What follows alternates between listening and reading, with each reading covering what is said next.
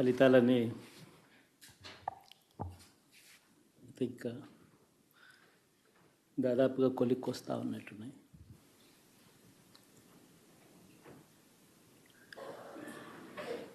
చూసిన ఫలితాలు జరిగిన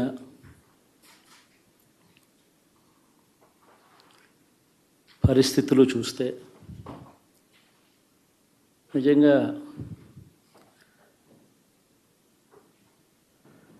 ఆశ్చర్యంగా కూడా ఉన్నాయి.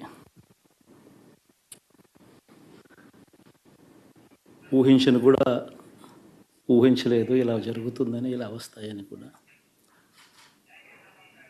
బట్ ఎస్,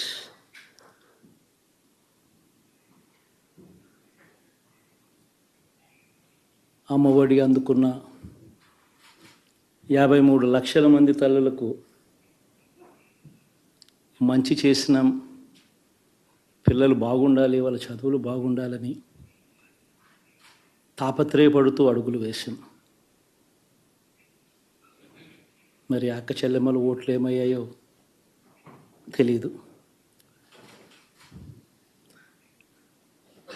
66 లక్షల మంది అవ్వాతాతలకు, వితంతులకు, వికలాంగులకు గతంలో ఎప్పుడు జరగని విధంగా మంచి చేశాం. వారి కష్టాల్లో తోడుగా ఉంటూ, వారి కష్టాన్ని అర్థం చేసుకుంటూ, వారి ఇంటికే పంపించే వ్యవస్థను సైతం తీసుకొస్తూ, గతంలో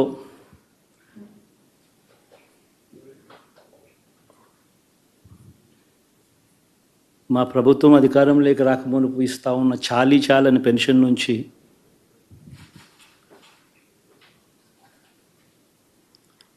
ఎంతో మంచి చేస్తూ అడుగులు వేసినా కూడా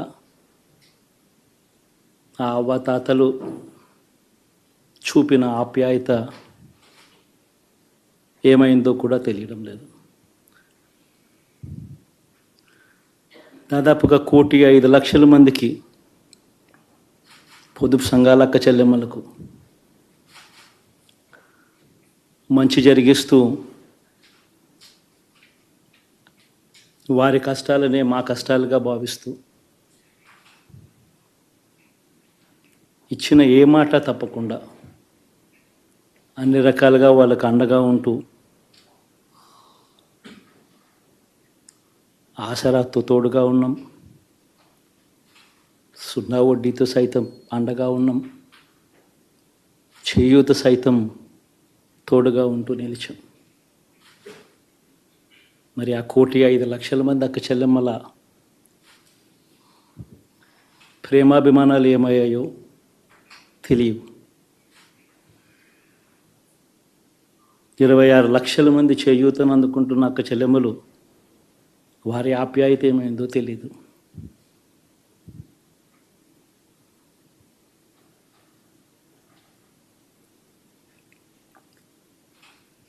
పిల్లల చదువుల కోసం ఏ తల్లి ఏ తండ్రి ఇబ్బంది పడకూడదు అని మొట్టమొదటిసారిగా పూర్తి ఫీజులు ఇస్తూ తీసుకొచ్చి అందగా నిలిచాం. చదువుల్లో ఎప్పుడూ చూడని మార్పులు తీసుకొచ్చాం. దాదాపుగా 12 లక్షలు మందికి సంవత్సరానికి మంచి జరిగిస్తూ, ఆ పిల్లలు, ఆ తల్లుల అభిమానం ఏమైందో కూడా తెలియదు.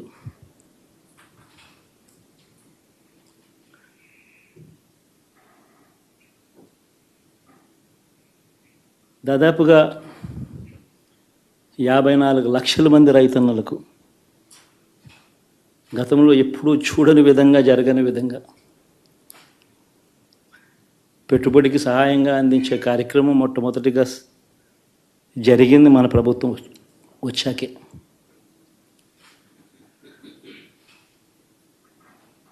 మరి అంతగా రైతన్నలకు తోడుగా ఉంటూ,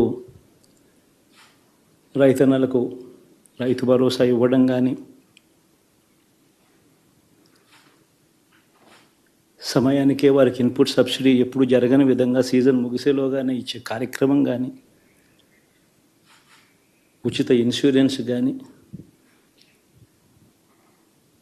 పగటిపూట 9 గంటలు ఇచ్చే కార్యక్రమం కానీ, ఉచిత విద్యుత్ ఇచ్చే కార్యక్రమం కానీ, మరి ఆ 1,00,00,000 మంది రైతన్నల ప్రేమ ఏమైందో తెలియదు.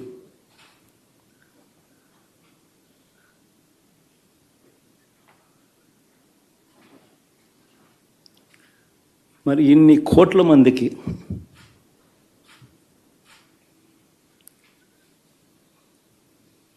పేదవాడికి తోడుగా ఉంటూ ఆటో డ్రైవర్లు నడుపుకుంటా ఉన్న వాళ్ళు ఆటోలు తోలుకుంటూ టాక్సీలు తోలుకుంటూ ఇబ్బంది పడకూడదని వారికి అండగా ఉంటూ ఓ వాహనమిత్ర, నేతన్నలకు అండగా ఉంటూ ఓ నేతన్న నేస్తం, మత్స్యకారులకు తోడుగా ఉంటూ మత్స్యకార భరోసా, ఫుట్పాత్ మీద చిన్న చిన్న ఇడ్లీ షాపులు పెట్టుకొని నడుపుకుంటూ, చిన్న చిన్న బంకులు పెట్టుకొని నడుపుకుంటూ, చిన్న చిన్న వ్యాపారాలు చేసుకుంటా ఉన్న వీళ్లకు, నా అక్క చెల్లెమ్మలకు, నా అన్నదమ్మలకు మంచి జరగాలని ఆరాటపడుతూ వాళ్ళకు ఒక తోడు, నా రజకులకు, నా నాయి బ్రాహ్మణులకు, నా టైలర్లకు అని అండగా ఉంటూ వారికి ఒక చేదోడు. మరి ఇన్ని లక్షల మందికి ఇంత మంచి చేసి, ఇన్ని కోట్ల మందికి, లక్షలు కూడా కాదు, కోట్ల మందికి మంచి జరిగించి, ఎప్పుడు జరగని విధంగా మేనిఫెస్టో అంటే ఒక చెత్తబుట్టలో పడేసే డాక్యుమెంట్ కాదు. ఒక మేనిఫెస్టో అంటే ఒక బైబిల్ అని, ఒక ఖురాన్ అని, ఒక భగవద్గీత అని మొట్టమొదటి రోజు నుంచి కూడా భావిస్తూ ఏకంగా 99% వాగ్దానాలు అమలు చేసి, అంతే చిత్తశుద్ధితో ఆ మేనిఫెస్టోను కూడా అక్క చెల్లెమ్మల ఇంట్లోకి తీసుకొని వెళ్ళి చూపించి మీరే టిక్కు పెట్టండి అనే నిబద్ధత గల ప్రభుత్వంగా పనిచేసాం. ఇప్పుడు జరగని విధంగా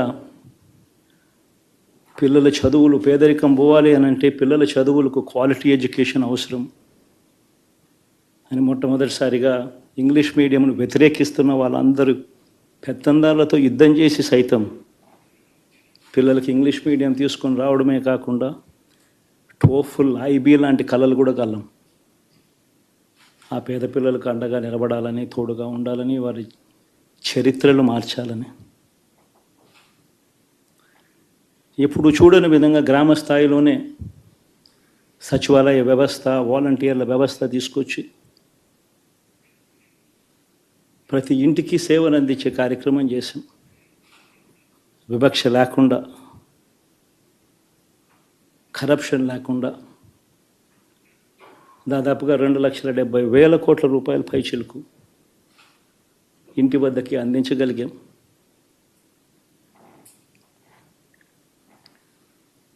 ఇప్పుడు చూడని మార్పులు తీసుకురావడమే కాకుండా ఒక చదువుల రంగం అయితేనేమి, ఒక విద్యారంగం, ఒక వ్యవసాయ రంగం అయితేనేమి, ఒక వైద్య రంగం అయితేనేమి, ఏ పేదవాడు ఎప్పుడూ ఇబ్బంది పడకూడదు అని ఎప్పుడు ఊహించని విధంగా మార్పులు తీసుకొస్తూ పేదవాడికి అండగా నిలబడగలిగాం. విమెన్ ఎంపవర్మెంట్ అంటే ఇది, మహిళా సాధికారత ఇది అంటే ఇది అని ప్రపంచానికి చాటి చెప్పగలిగాం. సోషల్ జస్టిస్ అంటే, సామాజిక న్యాయం అంటే ఇది అని ప్రపంచానికి చూపించగలిగాం.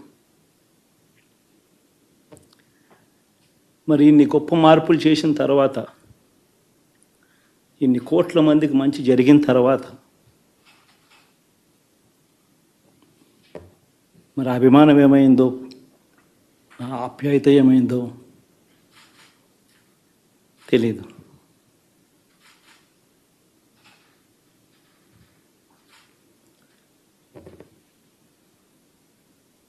ఎవరో మోసం చేశారు, ఎవరో అన్యాయం చేశారు అని చెప్పి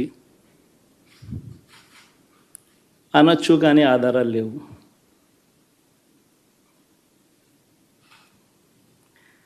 ఏం జరిగిందో దేవుడికి తెలుసు. పెద్ద నేనైతే చేయగలిగింది ఏమీ లేదు. ప్రజల తీర్పు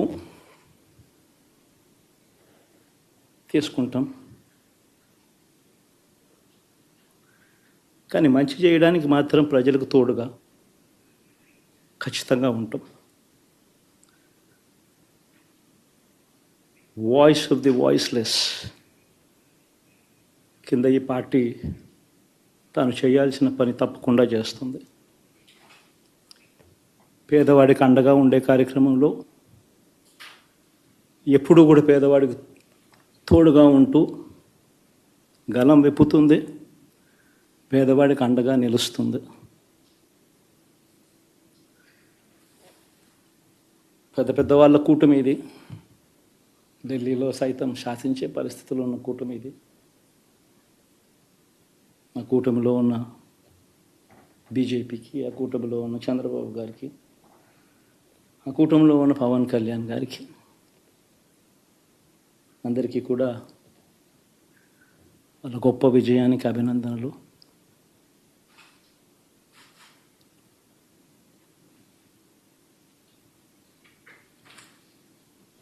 ఓడిపోయినా కూడా నా ప్రతి కష్టంలో కూడా తోడుగా అండగా నిలబడిన నా ప్రతి నాయకుడికి, ప్రతి కార్యకర్తకు, ప్రతి వాలంటీర్కు, ప్రతి ఇంట్లో నుంచి వచ్చిన ప్రతి స్టార్ క్యాంపెయినర్గా నాకు తోడుగా నిలబడిన నా అక్క చెల్లెమ్మలకు, అన్నదమ్ములకు,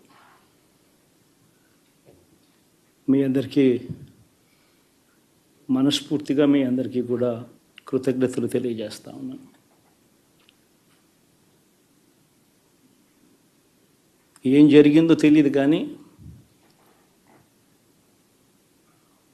ఏమి చేసినా, ఎంత చేసినా ఇంకా 40% ఓటు బ్యాంకు మాత్రం తగ్గించలేకపోయారు.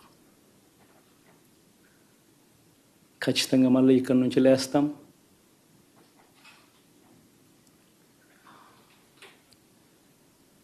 మళ్ళీ ఇక్కడి నుంచి గుండె ధైర్యంతో నిలబడి మళ్ళీ లేస్తాం. ప్రతిపక్షంలో ఉండడం కొత్త కాదు, పోరాటాలు చేయడం అంతకన్నా కొత్త కాదు. నా రాజకీయ జీవితం అంతా కూడా ప్రతిపక్షంలోనే గడిపా, ఈ 5 సంవత్సరాలు తప్ప. పోరాటాలే చేశా, రాజకీయ జీవితంలో ఎవడు చూడని కష్టాలు కూడా అనుభవించా.